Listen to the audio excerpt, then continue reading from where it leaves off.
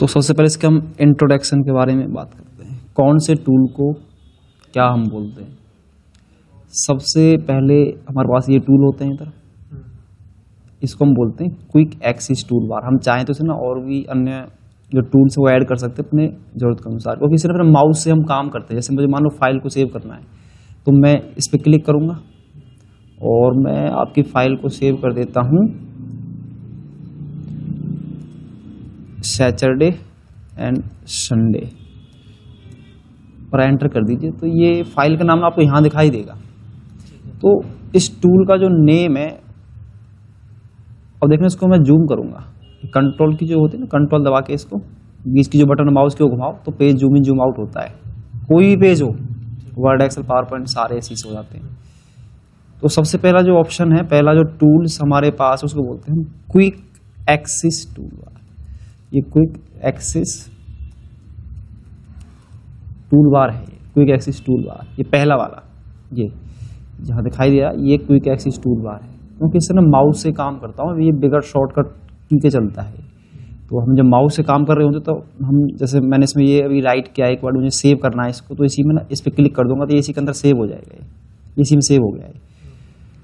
हटाना है इसको तो यहाँ देखो एक ऑप्शन दिख रहा है अंडू के लिए, इस पर क्लिक कर देंगे तो यहाँ से हट जाएगा। वापस लाना है तो एक ये रीडू के लिए हमें ऑप्शन दिखता है, राइट साइड क्लिक करेंगे तो वापस आ जाएगा। अगले पार्ट पे आइए, अगला जो पार्ट है यहाँ पे सैटरडे एंड संडे और माइक्रोसॉफ्ट एक्सेल यहाँ पे हमें दिख रहा है, विजिबल हो रहा है। इसको हम, इसका नाम होता है वो होता है टाइटल बार। क्योंकि टाइटल की सहायता से मैं पहचान पा रहा हूँ कि इस फाइल का जो नेम है वो क्या है। क्योंकि जब तक हम फाइल का नाम हम इसलिए देते हैं ताकि हमें ये पता रहे कि कौन सी फाइल में हमारा क्या सेव है, हमारा किस प्रकार का हमने कंटेंट उसमें राइट किया हुआ है। तो ये टाइटल बार है, टाइटल बार से हम पहचान पाते हैं। जब तक हम नाम नहीं देंगे तो हम फाइल को पहचानेंगे कैसे।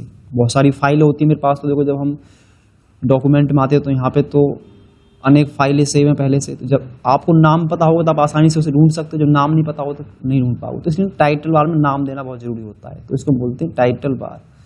उससे आगे बढ़ेंगे, इधर ये हमारे पास यहाँ कुछ ऑप्शन दिखाई दे रहे हैं। ये मिनिमाइज बटन है, यहाँ पे शो कर देता है हमें कैप्शन के अंदर।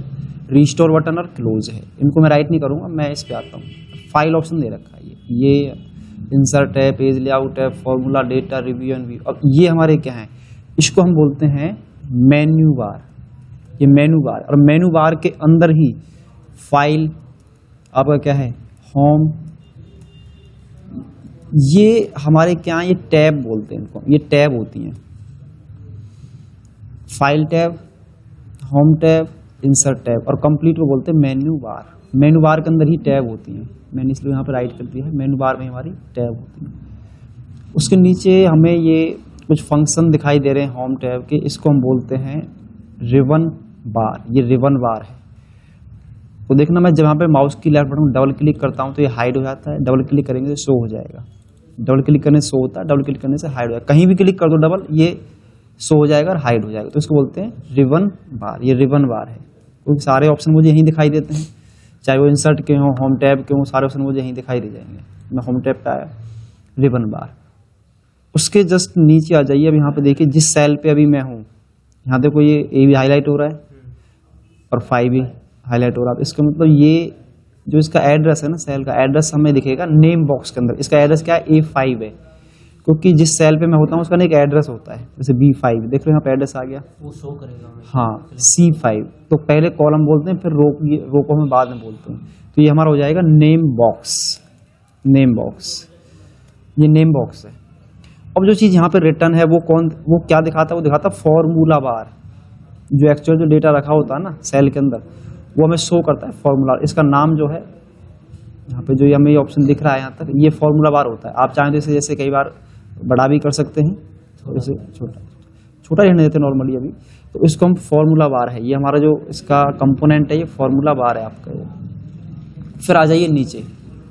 अब देखो यहाँ ABCDEF, ये हमें क्या है, कुछ इनको हम बोलते हैं कॉलम। जो लेवल दिखाई दे रहे हैं ना ABCD, ये कॉलम होते हैं आपके। ये कॉलम के नाम से इन्हें हम जानते हैं। ये कॉलम्स हैं आपके A B, हाँ आगे जो भी होंगे ये हमारे कॉलम हैं इसमें। हाँ, ये कॉलम्स होते हैं।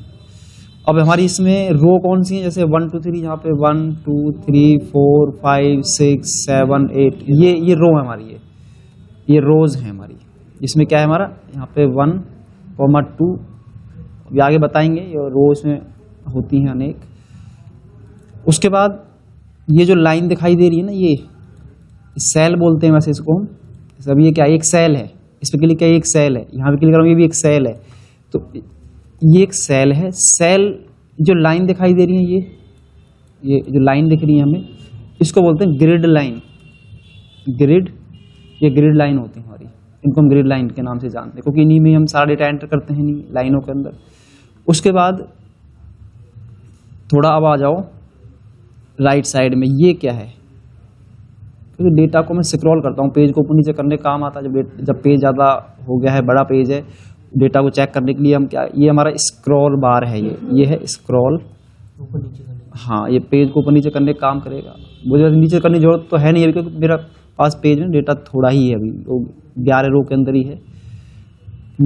ये तो हो गया स्क्रॉल बार। कौन सा स्क्रॉल बार है ये वर्टिकल है, एक एंगल पे होता है, ये वर्टिकल स्क्रॉल बार है। फिर एक नीचे स्क्रॉल बार, एक नीचे भी है, पेज को लेफ्ट राइट करने के लिए। जब सीट हमारा पेज जब बड़ा होता है तो यहाँ से भी इसको कर सकते हैं। तो ये हमारा जो स्क्रॉल बार है, ये हॉरिजॉन्टल है, वो वर्टिकल है। हाँ, ये हॉरिजॉन्टल स्क्रॉल बार है, ये हॉरिजॉन्टल स्क्रॉल बार हो गया। उसके बाद अब आ जाओ नीचे, सीट 1 दिखाई दे रही है, 2 3। जो ये सीट है, ये आपकी होती है वर्कशीट, इनको हम वर्कशीट के नाम से जानते हैं। वर्कशीट है जिसमें सारी वर्कशीट बनी हुई है, रखी हुई है, तो ये होती है वर्कबुक। ये पूरी वर्कबुक है जो हमें दिखाई दे रही, पूरी को हम बोलते हैं वर्कबुक। वर्कशीट के अंदर ही वर्कबुक होती है हमारी, सॉरी, वर्कबुक के अंदर ही वर्कशीट होती है। ये वर्कबुक है हमारी, कंप्लीट को हम बोलेंगे वर्कबुक। अब आ जाओ नीचे, यहाँ ये ऑप्शन दिखाई दे रहा है, ये स्टेटस बार है, इसको बोलते हैं स्टेटस बार। इसका भी बहुत थोड़ा रोल है, अभी बताएंगे क्या है इसका भी रोल धीरे धीरे। ये स्टेटस बार हो गया, ये हमारा स्टेटस बार है। सबसे नीचे देख रहे हो, ये विंडो जब ओपन होती है, चाहे विंडो 11 है, 10 है, 7 है, XP है, सब में ये टास्क बार होता है। ये वाला ये टास्क बार है सबसे नीचे। पर अभी हम एक्सेल की बात कर रहे हैं। यहाँ देखिए, अब मेरे पास इधर क्या है, जूम स्लाइडर बोलते हैं इसे, ताकि हम पेज को ना देखो जूम कर सकें। कितना भी हो सकता है। नहीं, कितना नहीं कर सकते इसे, हाईएस्ट 400 और मिनिमम 10%, ये इस तरीके से। और यही काम ना मैं कंट्रोल दबा के रखूंगा ना, कीबोर्ड से माउस के बीच की बटन घुमाऊंगा, स्क्रॉल बटन में यहाँ से डायरेक्ट कर सकता हूँ। वहीं से कंट्रोल कर। हाँ, इससे तो ये तो इतना एडवांस ट्रिक है। अगर मानो वर्ड मैं इधर आ गया, डेस्कटॉप पे आ गया, इसको भी मैं छोटे बड़े कर सकता हूँ। कहीं फोल्डर में है, चाहे हम इंटरनेट का पेज चला रहे हैं, चाहे वर्ड का पेज है, पावर पॉइंट का, जूम इन जूम आउट हम सीधा यहीं से कर सकते हैं। ये बहुत अमेजिंग कंसेप्ट है एक। मैं इसे और हल्का सा जूम कर देता हूँ। उसके बाद हम, ये जूम स्लाइडर हो गया। अब हम बात करते हैं इसमें टोटल रो कितनी होती हैं, कॉलम कितने होते हैं। टोटल रो और कॉलम की अब हम बात करेंगे अगर, तो यहाँ मेरे पास टोटल, इसमें जो कॉलम की संख्या है, टोटल नंबर ऑफ कॉलम, तो टोटल इसमें कॉलम कितने होंगे वो हम देखेंगे। कॉलम आपके इसमें होते हैं 16,384 कॉलम होते हैं इसमें टोटल, एक शीट में। एक सीट के अंदर। टोटल रो की बात करें हम, टोटल नंबर ऑफ रो, तो रो आपकी होती हैं 10,48,576 टोटल रो होती हैं। हाँ, ये नीचे तक रो हैं। अब इन पे जाना सिखाऊंगा शॉर्टकट तरीके से कैसे जाओगे। अगर मैं यहाँ कंट्रोल के साथ डाउन एरो की प्रेस कर देता हूँ, डाउन एरो की, तो उससे क्या होगा, मैं go to last number of row, मैं लास्ट नंबर ऑफ रो पहुंच जाऊंगा। देखो कंट्रोल साथ ही डाउन एरो की प्रेस करूंगा, लास्ट वाला 10,48,576 आ गया। और कंट्रोल साथ पेज अप करेंगे तो वापिस वहीं पहुंच जाऊंगा।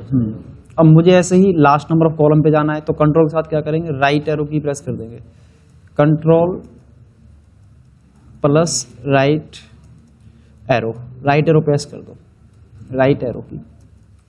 तो इससे क्या होगा, go to last number of, इससे हम क्या है, कॉलम पर पहुंच जाएंगे। तो देखो मैं कंट्रोल के साथ ही राइट एरो प्रेस करूंगा, ये एक्सेप्ट भी जो है ना, ये 16,384 नंबर का कॉलम ही है। ये एक बार ये चेक करने के लिए ना, इनको ना मैं जो ये लेवल दिखाई दे रहे हैं ना ABC जो अल्फ़ाबेट है, इनको मैं नंबर में बदलूंगा।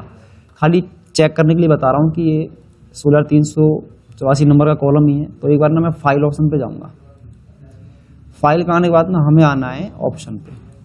ऑप्शन पे आने के बाद भी मुझे आना है फॉर्मूला पे, और फॉर्मूला के अंदर वर्किंग विद फॉर्मूला इस पे क्लिक कर दीजिए R1C1। तो यहाँ से ना ये रोमन स्टाइल अप्लाई एक्टिव हो जाएगा हमारा। तो वही है ना, लास्ट नंबर ऑफ 16384 है, पर ये हम इस पे काम नहीं करेंगे। मैं वापस ना इसे वैसे ही कर दूंगा जैसे ये थी पहले, यहीं से सेटिंग करेंगे इसकी फॉर्मूला। इसको यहाँ से अनचेक कर दीजिए और बाकी ऑप्शनों को आप मत छेड़ना इसमें, क्योंकि फिर ये सीट काम नहीं कर पाएगी प्रॉपर। कंट्रोल लेफ्ट से बैक, आगे मैं अपने से वहीं पे हम जहाँ पे हम थे वहीं पे आ जाएंगे वापस। अब इसमें क्या है कि अब हम बात करेंगे एक्सेल के वर्जन कौन कौन से अपडेट हुए हैं अब तक, वर्जन्स की हम बात करेंगे। वर्जन MS एक्सेल, तो MS एक्सेल के वर्जन जो थे वो कौन कौन से अपडेट हुए हैं। आपने 2003, उसके बाद 2007, उसके बाद 2010 चल ही रहा है, 2013, 2016, 2019, 2021 21 ही चल रहा है। ऑफिस 365 ऑफिस लिब्रे और भी हैं वैसे अलग अलग, पर सबसे ऑफिशियल वर्क में यूज होने वाले यही हैं। कौन तो यही ना पहले, हाँ यही थे। अब हम बात करेंगे इनमें रो कितने थे, कॉलम कितने थे। रो और कॉलम इनमें, तो जो 2003 का जो ऑफिस था ना उसमें 65,500, इसमें 36 रो थी, इसमें 65,536 रो थी कुल लिस्ट के अंदर। और कॉलम कितने से, ओनली 256। 2003 नहीं, 2003 का जो वर्जन था ना उससे पुराने जो थे उन सब में यही सेम कंसेप्ट था। हाँ 2007 से लेकर 65 तक सेम कंसेप्ट है, सेम रो है, सेम कॉलम है। 16,384 हाँ वही सेम। अगर हम ये 10, 48, 576 ही क्या है रो है सब में, तो इसको ना मैं आगे ड्रैग कर देता हूँ पकड़ के ऐसे, ये सब सभी हाँ ये कॉपी हो जाता है भाई, वो ड्रैग हो जाता है। फिर इसमें 16,384 हमारे पास क्या है, ये कॉलम की संख्याएं हैं, ये कॉलम है हमारे पास। तो ये हमारे हो गए वर्जन के बारे में कि MS एक्सेल में कौन कौन से वर्जन पे हम काम, अभी जो मार्केट में जो चल रहा है सबसे अपडेट जो वर्जन है 2021 का है वो, और ये विंडो 11 पे, 10 पे और विंडो 11 पे ये रन होता है, ठीक है। और 365 भी विंडो 10 और 11 पे ही रन होता है, विंडो 7 पे। कौन सा वाला, ये 365 भी पुराना ही है वैसे, ये इसके नियरेस्ट ही आया था ये भी, जैसे ये 19 और जैसे लॉन्च हुए थे 365 भी थोड़ा पुराना ही है, और वैसे 21 और 365 लेटेस्ट ही है। वैसे ये तो बहुत एडवांस हो गए हो ना पहले के मुकाबले। इनमें काफ़ी ऑप्शन जुड़े हैं, न्यू ऑप्शन इसमें ऐड हुए हैं, वो मैं बताऊंगा आपको जो नए ऑप्शन में ऐड हुए हैं। इसको मैं कर देता हूँ Ctrl+S से सेव। ये तो हमारा राइस के बारे में इंट्रोडक्शन।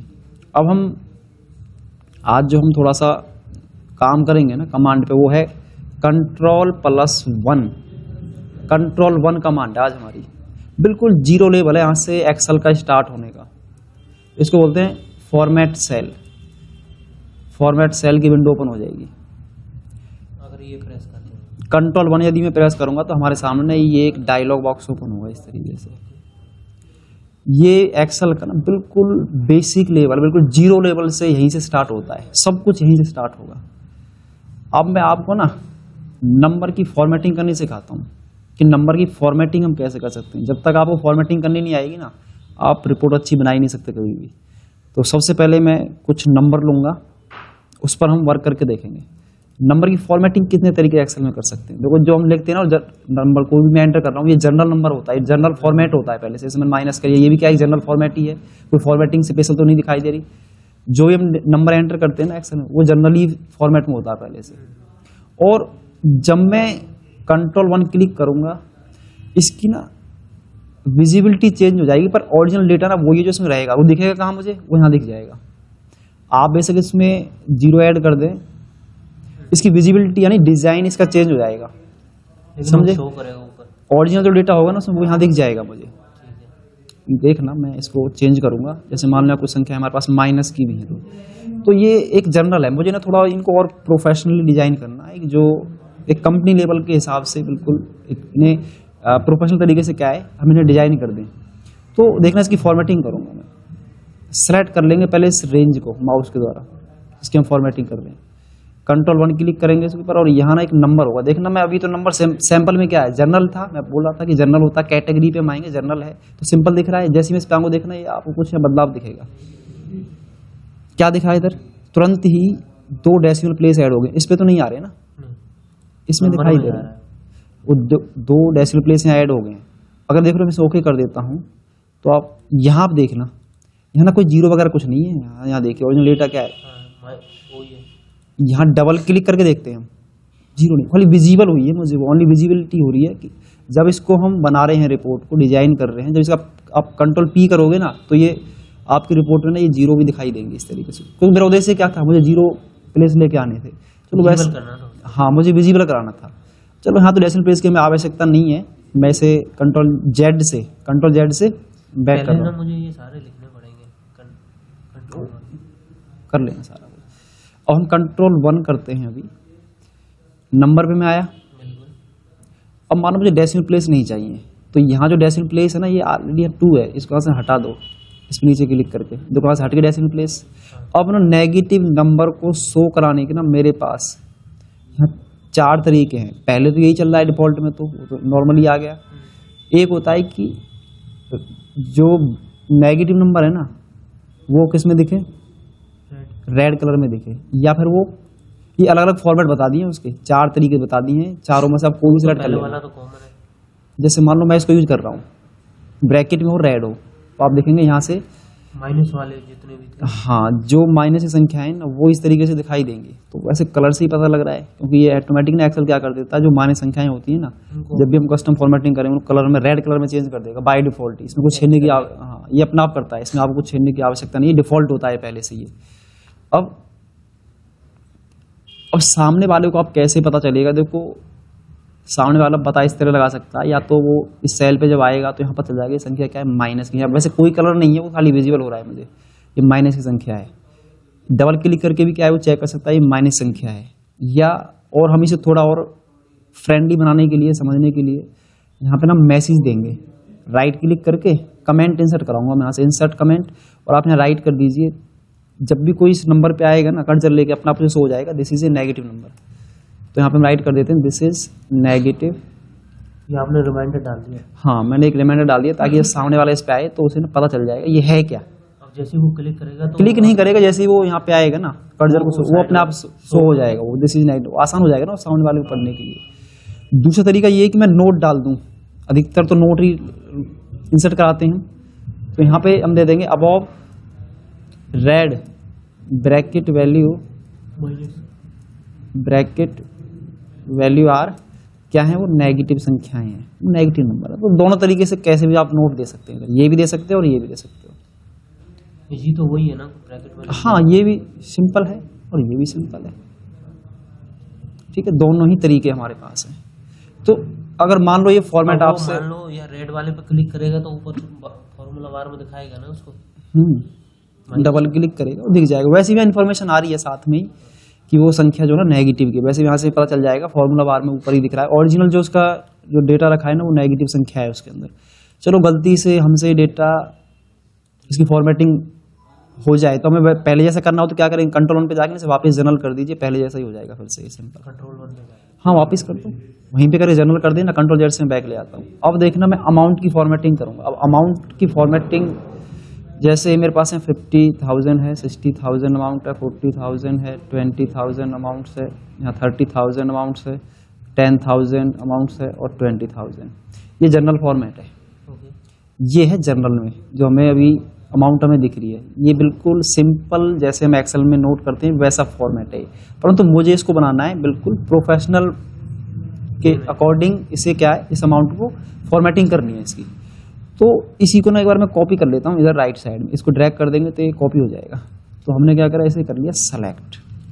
अब देखना कंट्रोल 1, हाँ जहाँ तक करनी है नंबर पे हम आ जाएंगे। इसी के अंदर ना यूज 1000 सेपरेटर होता है, इसे हम कॉमा सेपरेटर बोलते हैं।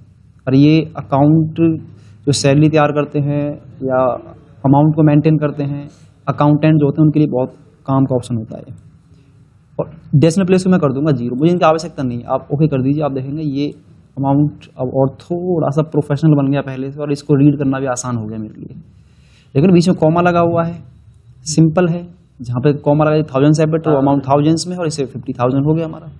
तो इस रिपोर्ट को आसान कर दिया हमने विजुअल बनाने के लिए। ये तो एक कंबाइन था, यहाँ पे तो कोई कॉमा नहीं है यहाँ पे।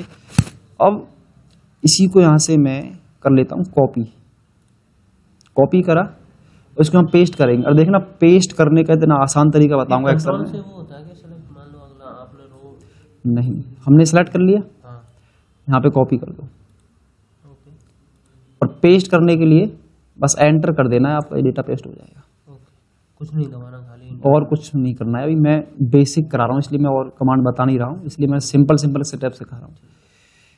अब इसकी फॉर्मेटिंग करेंगे। मैंने करा Ctrl+1 पे क्लिक, और मेरे पास अब है नंबर, तो मैंने बता दी, ये तो हमारा हो गए पूरे। डेसिमल प्लेस कैसे लगते हैं, नेगेटिव वैल्यू कैसे दिखाते हैं, 1000 सेपरेटर किस तरह करता है। अब है करेंसी ऑप्शन, अलग अलग देश की अलग अलग करेंसी है। बिल्कुल। तो डेसिमल प्लेस को मैं कर देता हूँ पहले 0, और यहाँ देखना इसमें ना एक इंडिया की करेंसी होती है, नीचे आ जाओ, एक इंडियन रुपीज़ है, ठीक है, देख रहे हो ना। हाँ कई बार इस तरह भी मुझे फॉर्मेटिंग बना के भेजनी होती है आगे, कई बार हमें इस तरीके से जो है ना फॉर्मेटिंग। ये जो आप पेज से हो रहा है वो कौन से कंट्रोल से हो रहा है, जो आप Ctrl+P से कर रहा हूँ, तो मैं Ctrl+P प्रिंट देख रहा हूँ ना उसका मैं, कि भाई जब हम इसे Ctrl+P करेंगे तो हमारा जो दिखेगा कैसा? दिखेगा, जो रिपोर्ट निकल के आएगी ना, प्रिंट जो पेज मेरा होगा वो वास्तव में ऐसा ही निकल के आ जाएगा, डिक्टो कॉपी आ जाएगी। इसलिए तो मैं इसकी फॉर्मेटिंग कर रहा हूँ, करना तो मैं सिंपल भी रख सकता हूँ। तो मैं तो इसको अकॉर्डिंग टू, हाँ, प्रोफेशनल तरीके से उसको दिखाने के लिए, जैसे आपसे रिपोर्ट मांगी जा रही है, आपसे HR द्वारा मांगी जा रही है, आपके फोरमैन द्वारा जैसे रिपोर्ट मांगी जा रही है, वैसा आप इसे डिजाइन बना के से दे देंगे। बस ये कि थोड़ा प्रोफेशनल दिखे, ताकि सामने वाला को जो इम्प्रेस जाए। इसके एक तरीके, अभी तरीके तो बहुत है इसमें करेंसी के, देखना, एक एंटर कीजिए, इसको मैं करूंगा सेलेक्ट और Ctrl+1 क्लिक कर दीजिए, और यहाँ करेंसी के अंदर ना एक इंडियन होता है INR, यहाँ पर आप ना इसको डेसिमल प्लेस को 0, और यहाँ इस पर क्लिक करके आई प्रेस करो जब तक INR ना आ जाए। देखो INR आ गया, ये भी इंडिया के ही जो करेंसी उसको शो करता है कि INR का मतलब ये इंडिया की करेंसी है।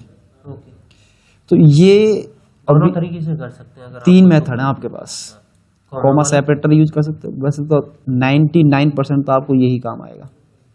नहीं, अगर और भी ज्यादा प्रोफेशनल तरीके से करना हो तो ऐसे भी कर सकते हैं ना। जब सामने वाला मांगेगा उस हिसाब से देना पड़ेगा। फिर ये अगर आपसे इस तरह फॉर्मेट मांगा जा रहा है तो आप इस तरीके से कर सकते हो। वैसे 99% ना ये वाला चलता है, कॉमा सेपरेटर वाला। जब आप सैलरी शीट बनाएंगे उसमें भी आप डेटा को जहाँ पे मेंटेन करेंगे वहाँ पे भी ये काम आएगा। तो ये तो हमारे हुए कुछ अमाउंट को, जैसे कहीं पे मैं सैलरी मेंटेन कर रहा हूँ किसी की, तो अमाउंट को हम प्रोफेशनल कैसे बनाएं। अभी तो नंबर को देखा, सामान्य भी देख लिया, जनरल में ऐसे होता है सिंपल, उसको हमने क्या करा, एक प्रोफेशनल में डिजाइन कर दिया। अब हम आगे बढ़ते हैं थोड़ा सा, Ctrl+1 पे हम क्लिक करेंगे। तो अभी तक तो मैंने 3 ऑप्शन रिकवर कर दिए हैं यहाँ पे। जनरल तो ऑलरेडी होता है, नंबर और करेंसी 2 हो गए हैं। अब मैं आ रहा हूँ अकाउंटिंग पे। अकाउंटिंग बहुत ही कमाल का ऑप्शन है। कैसे है, सपोज करो मैं यहाँ, जैसे मैंने मान लिया कि ये क्या है, हमारी एक सैलरी है। कौन सी है, ये वाली एक सैलरी अमाउंट है। हमने इसे कर लिया कॉपी, और मैं इसे यहाँ एंटर कर देता हूँ तो पेस्ट हो गया। अब मान लो इसका ना हम ESI काट रहे हैं, ठीक है, ESI। अब इसका ESI 0 है, इसका नहीं कटा, और इसका कट गया 200, इसका 3, इसका 500, और इसका 0, फिर इसका भी 0 तो एक ही बार आएगी इसमें, फिर यहाँ पे इसका भी 0, इसका कट जो डिडक्ट होना है वो 500, इसका 0। तो आप ये देखिए यहाँ कितना भद्दा सा लग रहा है, जहाँ 0 0 लगी हुई है, बिल्कुल अजीब सा लग रहा है ना। अगर इसे मैं कलर वगैरह दूं, जहाँ पे 0 है तो वो भी एक अजीब सा लगेगा। तो इससे बेटर है कि इसको एक ना मैं हाइपन में कन्वर्ट कर दूंगा। इसी को मैं अमाउंट जहाँ पे 0 है ना, उसको मैं हाइपन में कन्वर्ट करूँगा। वैसे इसको सेलेक्ट Ctrl+E से भी कर सकते हैं ना, नहीं होगा? Ctrl+A से नहीं, Ctrl+A सारी सीट के लिए होता है। माउस से सिर्फ स्पेसिफिक एरिया को सेलेक्ट कर पा रहे हैं ना माउस के द्वारा। यहाँ पे Ctrl+1 क्लिक करो, पूरा सेलेक्ट होगा। अच्छा, Ctrl+1, ठीक है, पूरा नहीं करना, फॉरवर्ड सेल के लिए। अब हमें क्या करना है, यहाँ पे अकाउंटिंग ऑप्शन दे रखा है। ओके, अब अकाउंटिंग में क्या है, मैं किस लिए कर रहा हूँ, मैं 0 को हटाने के लिए कर रहा हूँ बस इस ऑप्शन का प्रयोग, बाकी कोई और नहीं है। विजिबल ना हो। हाँ, 0 को हम हाइपन में कन्वर्ट कर देंगे, डैश में। देखना यहाँ पे ये कर दिया, और यहाँ पे मैं नन कर रहा हूँ इस सिंबल को। सिंबल को नन कर रहा हूँ मैं। वो देखिए ना, ऊपर देखो क्या आ रहा है, जहाँ 0 है तो माइनस, डैश में कन्वर्ट हो जाएगा। माइनस हो गया ना, माइनस नहीं है डैश है। ये है तो माइनस ही, परंतु ये 0 ही है इधर। यहाँ वो खाली Show मैंने, करने के लिए हाँ वो तो मैंने रिपोर्ट को इस तरह डिजाइन कर दिया ताकि जहाँ 0 है ना हमारी, वो इस तरह हमें शो हो जाए। अब मान लो कई बार अमाउंट में भी 0 होता है इधर, जैसे किसी की सैलरी नहीं बनी है तो अमाउंट में 0 भी तो हो सकता है। तो इसमें भी क्या कर सकते हैं, इसको भी मैं अप्लाई कर सकता हूँ। देखो कैसे, Ctrl+1 अकाउंटिंग, 0 कर दिया और सिंबल को नन कर देंगे और आप देखना यहाँ ही हुई। इसका मतलब उसकी सैलरी बनी ही नहीं है। हाँ, जिसकी सैलरी नहीं बनी है तो वहाँ पे ना आप उसका नाम यहाँ राइट रहेगा आगे, तो हमने उसे क्या कर दिया, वो डैश में कन्वर्ट करके हमने दिखा दिया, तो डैश में शो करा दिया हमने। तो ये 0 को शो कराने की टेक्निक है हमारे पास। एक्सेल के अंदर 0 को आप किस तरह से उसे एक हाइड कर सकते हैं, मतलब उसको किसी अन्य सिंबल में, विजिबल ना हो उसे। हाँ 0 विजिबल ना हो, एक रिपोर्ट इस तरह विजिबल हो जाए हमारी। ठीक है, तो इस तरीके से क्या है, हम उसको 0 को हाइपन साइन में भी क्या है विजिबल करा सकते, ताकि एक थोड़ा सा अच्छा लेआउट बन के निकले। अब देखो थोड़ा सा पहले से बेटर लग रहा है, प्रोफेशनल, हाँ एक प्रोफेशनल उसमें आ गया है ये। उसके बाद इसमें है डेट के ऊपर है, डेट फॉर्मेटिंग कैसे की जाती है एक्सेल के अंदर। तो डेट इंसर्ट कराने की शॉर्टकट कमांड है कंट्रोल के साथ Ctrl+सेमी कोलन होता है, ये वाला सेमी कोलन, ये। अब हमें यहाँ पे डेट चाहिए, मुझे आज की करंट डेट चाहिए। अब कंट्रोल सेमी कोलन से आता क्या है, इससे होता है इंसर्ट सिस्टम करंट डेट। वो अपना आप पिक कर लेगा। हाँ, जो सिस्टम में चल रही होगी उसको ले लेगा ये। कंट्रोल और वो ये दबाने से, कंट्रोल सेमी कोलन से आज की डेट आ जाएगी। इसका सबसे बड़ा फायदा ये, आप इसे ड्रैग करोगे ना, ये प्लस का सिंबल दिखाई दे तो एक डेट अपना आप बढ़ती है इसमें आगे की। हाँ, वो प्लस होती जाती है। एक अपना आप इंक्रीमेंट हो जाता है इसमें, वो डेट के अंदर फैसिलिटी है सिर्फ। अब देखना डेट की मैं फॉर्मेटिंग करूंगा। वैसे 21 जनवरी 23 हमें दिखाई दे रहा है, हम चाहते हैं कि अलग फॉर्मेट में बदल जाए। आप देखेंगे यहाँ पे जो डेट का फॉर्मेट वो अलग तरीके से है, इधर यहाँ अलग है ना, हम चाहते हैं इसमें ये इस फॉर्मेट में चेंज हो जाए ये। तो यहाँ ना Ctrl+1 क्लिक करके यहाँ पे ना देखो अपने आप यहाँ फॉर्मेट आ जाएंगे बने हुए ऑटोमेटिक, जैसे भी आपको चाहिए। जैसे हमें ये चाहिए, मतलब 21 जनवरी के लिए इसमें ये आएगा। इस पर करने पर ये इस तरह दिखाई देगा पूरा 21 जनवरी आ रहा है, मैंने कर दिया, इस पर क्लिक करिए। तो इसमें डेट तो वही है, सिर्फ ये विजिबल जो हमें इस तरह से इस फॉर्मेट में ऊपर देखो डेट तो वही डबल क्लिक देख सकते हैं। तो इस तरीके से अगर मुझे लग रहा है कि डेट को मुझे इस फॉर्मेट में लेना है, बस 2 ही चलते हैं अधिकतर देखा जाए तो, ये तो सिंपल वाला, या फिर हम बीच में आधा जनवरी भी हम दिखा सकते हैं। तो इसके भी फॉर्मेट मुझे पहले से बने दे रखे हैं। Ctrl+1 क्लिक करेंगे फिर से वही पूरा दिखाना है तब पूरा कर दीजिए। जब सेल में डेटा नहीं आता है ना कॉलम में, तो उसका साइज बढ़ा दो ऊपर से पकड़ के, उसको खींचते चलेगा, क्योंकि वो जब छोटा रहेगा तो हैज ही दिखाएगा हमें। इसको आगे ड्रैग कर दीजिए, वो फिर इस तरीके से क्या है, मुझे वहाँ पे वो जो मेरा डेटा है ना इसमें वो दिखना वो स्टार्ट हो जाएगा इस तरीके से। तो डेट को मैं अपने अकॉर्डिंग जो है ना उसका फॉर्मेट, जिस तरह का फॉर्मेट हमें चाहिए, अनेक फॉर्मेट नीचे भी आओगे ना, इसको स्क्रॉल डाउन करोगे नीचे की तरफ तो यहाँ देखिए इस तरीके से क्या है, ये फिर आ गया, इसमें इस तरीके से दिखाई देगा। इसमें मंथ आ गए तो डे बीच में है, इसमें मंथ और डे ये इस तरह दिखाएगा, ये इस तरीके से। तो ये अलग हैं। तो वैसे तो नॉर्मली जो यूज होने वाले हैं हमारे मतलब के, या तो ये होता है या फिर इससे नीचे वाला जो आता है या तो ये होता है। तो अब ये ले लेते हैं इसके अंदर, ये हमारा डेट का फॉर्मेट है। डेट का यूज बेसिकली होता कैसे है? मान लो इस कॉलम में प्रेस कर दिया, डेट वाइज एंट्री नहीं करते, रिकॉर्ड नहीं चलाते डेट वाइज हम, उसके लिए ही होता है इसका। जैसे डेट वाइज यहाँ कोई रिकॉर्ड है, कोई प्रोडक्ट है, कोई आइटम है, कोई व्हीकल आया है, कोई व्हीकल गया है, पहले वाले कॉलम में डेट, उसके बाद क्या प्रोडक्ट था वो तो देखना पड़ता है सिस्टम क्या है हमारे पास। वो तो खाली मैं डेट को सिखा रहा हूँ अभी, वो तो आपको देखना होगा ना आपकी जो रिपोर्ट किस हिसाब से मेंटेन करते हो उसको, जो डाटाबेस मेंटेन कर रहे हो क्या रिपोर्टिंग है उसमें, डेट पहले आती है फिर क्या लिया जाता है, वो देखना पड़ता है कि अगर डेट कॉलम की आवश्यकता है डेट भी लेनी पड़ेगी मुझे। जैसे डेट ऑफ एडमिशन क्या है किसी का, वो तो फिर उसके सीट के ऊपर डिपेंड करेगा ना, सीट के ऊपर और डेटा के ऊपर डिपेंड करेगा, हमारे काम के ऊपर डिपेंड करेगा। पहले तो डेटा के ऊपर डिपेंड करेगा ना कि उसमें लिखा क्या हुआ है, कैसा। क्या चीज़ है उसके अंदर, क्या मांगा जा रहा है हमसे, क्या ऑप्शन क्या आवश्यकता है। अगर डेट का कॉलम है तो मैंडेटरी तो आपको इंसर्ट करना पड़ेगा। अगर यही डेट आप चाहते हैं कि ये सेम आ जाए, कई बार क्या होता है भाई एक जैसी एंट्री एक डेट में कई बार 10 भी हो जाती हैं, तो इसको ना सेलेक्ट कर लेना, इस पे ही क्लिक करके बस। हाँ इस पे ही वैसे तो ये नहीं आएगा, इसे क्लिक करोगे तो ये आगे बढ़ाएगा डेट को, पर मैं बताता हूँ ये डेट ना सेम आए, 21 ही आए, 21 जनवरी दिखाई दे। इसको सिलेक्ट करके ना यहाँ पे, तो यहाँ एक ऑप्शन है फिल का, यहाँ डाउन पे क्लिक कर देना, वो अपना फिल कर देगा, सेम ले लेगा, सेम है वो, बिल्कुल सेम टू सेम डेट हमें यहाँ दिखाई दे। इसी प्रकार से टाइम की फॉर्मेट है मेरे पास। अब टाइम का जो शॉर्टकट है ना इंसर्ट कराने का, वो है control plus shift plus colon होते हैं। इससे इंसर्ट सिस्टम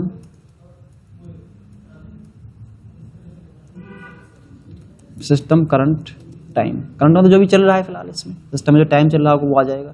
देखना मैं कंट्रोल शिफ्ट कॉलन प्रेस करूंगा, टाइम आ गया। अब AM PM इसको नीचे ड्रैग करेंगे तो 1 इतने का ही ना इंक्रीमेंट करेगा, 1 हॉवर्स का ये सब में। ठीक है। वैसे इसकी हमें आवश्यकता नहीं होती है, पर आवश्यकता है डेट पे, जैसे कोई गाड़ी की एंट्री हुई है, कोई व्हीकल आया है, हाँ वो किसी की टाइमिंग क्या है, कोई किसी की एंट्री कर रहे हो आप, किसी का आने की और जाने की टाइम चला रहे हो, वहाँ पे एंटर कर रहे हो डेटा उसमें, तो वो उसमें काम आता है। पर ये जो डेट है ना ये 12 आवर के फॉर्मेट में, ये 12 आवर में, क्योंकि इसमें AM PM वही होते हैं। एक होता है 24 आवर फॉर्मेट, तो वो भी हमें ऑप्शन दे रखा है यहाँ, ये रहा HM हॉवर्स प्लस मिनट, यहाँ से AM PM हट जाएंगे, देखना हॉवर प्लस मिनट में आ जाएगा ये। तो इस तरीके से भी ना मैं इससे, अगर मुझे जहाँ आवश्यकता है हॉवर्स की 24 आवर फॉर्मेट में भी ना अपने डेट को मैं चेंज कर सकते हैं। जरूरत पड़ने पर इसके फॉर्मेट को भी मैं चेंज कर सकता हूँ।